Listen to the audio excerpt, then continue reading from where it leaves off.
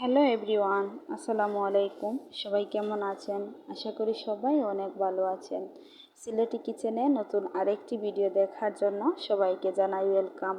আজকে তৈরি করে দেখাবো সুজির রসবড়া রেসিপি। আশা করি আপনাদের কাছে ভালো লাগবে। তো দেখুন, এখানে সুজির রসবড়া বানানোর জন্য আমি একটা সফট ডো তৈরি করে নিয়েছি। আর এই ক্লিপটা কিন্তু আমার ডিলিট হয়ে গিয়েছে, আপনারা ক্ষমা সুন্দর দৃষ্টিতে দেখবেন। তো আমি আপনাদেরকে বলে দিচ্ছি এটা কিভাবে করবেন। প্রথমে একটা তাওয়াতে 2 চামচ পরিমাণ ঘি অথবা তেল দিয়ে দিবেন। তারপর সুজিটা হালকা ভেজে নেবেন। নিয়ে তরল দুধ দিয়ে অল্প অল্প করে সুজিটা মিশিয়ে সুন্দর একটা ডো তৈরি করে নেবেন। তারপর বড়া শেপ দেওয়ার আগে এখানে 2 চা চামচ গুঁড়া দুধ মিশিয়ে ভালো করে ডোটাকে মাখতে হবে। যত সুন্দরভাবে ডোটা আপনি মাখাতে পারবেন, খুব সুন্দরভাবে মসৃণ একটা বড়া শেপ দিতে পারবেন। তো এর জন্য আমি সুন্দরভাবে মাখিয়ে নিয়েছি। এখন আমি গোল গোল করে আর একটু চাপ দিয়ে চ্যাপ্টা করে বড়া শেপ দিয়ে দিলাম। তো দেখুন,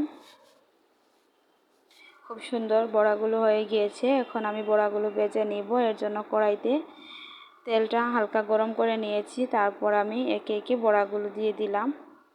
আর এভাবে কিন্তু সুজির রসবড়াটা খেতে খুবই ভালো লাগে। তো আমার একটা ক্লিপ ডিলিট হওয়ার কারণে আমি ভাবলাম যে না, একটা ক্লিপ ডিলিট হয়ে গেছে, তো কি হয়েছে, আপনাদের সাথে রেসিপিটা শেয়ার করি আর বলে দিয়ে দিব আপনাদেরকে কিভাবে রেসিপিটা তৈরি করেছি। তো দেখুন, আমি কড়াইতে প্রথমে ভাজার চেষ্টা করেছিলাম। তো কড়াইতে ভাজলে কিন্তু কড়াইয়ের তলাতে লেগে যায় সুজি, যেহেতু এটা, এর জন্য আমি ননস্টিকের একটা ফ্রাই প্যানে তেল গরম করে তারপর আমি বড়াগুলো ভেজে নিচ্ছি।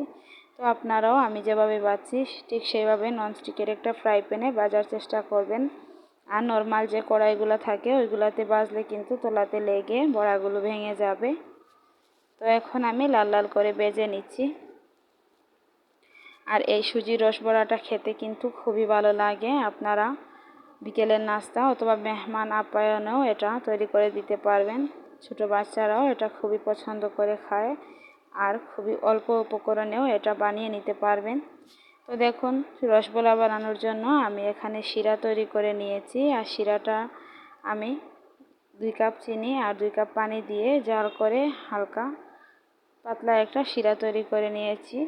তো এই শিরাটা কিন্তু ততটা ঘন হবে না, একটু পাতলা শিরা হবে।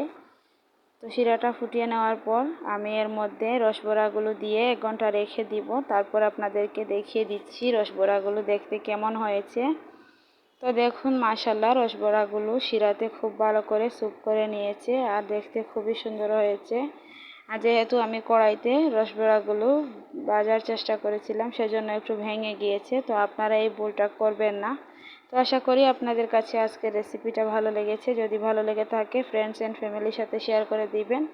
আর ভিডিওটি ভালো লাগলে চ্যানেলটি সাবস্ক্রাইব করে পাশে থাকা বেল বাটনটি অলে প্রেস করে রাখবেন।